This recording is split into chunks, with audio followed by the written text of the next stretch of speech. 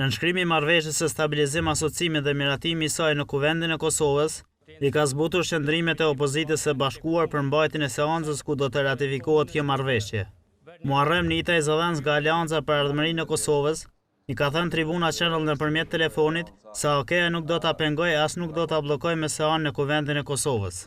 Nëse qeveria do të tentojë që edhe këtë temë e kontrabanduar dhe me fut pika tjera që janë krejt të zakonshme për rendin e ditës në Kuvendin e Kosovës, atëherë përgjithësinë ose fajin e mban qeveria, që nuk është e interesuar për stabilitet në Kuvend.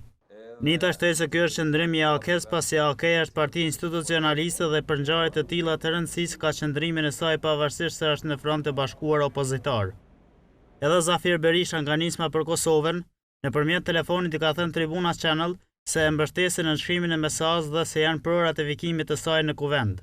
Ne e mbështesim MSA-n dhe ratifikimin e saj në Kuvend, dhe nëse vjen në Kuvend ratifikimi i vetëm i kësaj marrëveshje, besoj se mund të gjejmë gjuhë të përbashkët, por nëse thirret një seancë dhe me pika tjera të rendit të ditës, kjo është problem.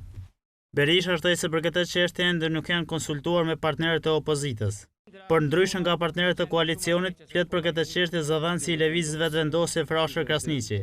Krasniqi thotë se ne do të flasim për këtë çështje në momentin se kjo marrëveshje do të vijë në Kuvendin e Republikës së Kosovës.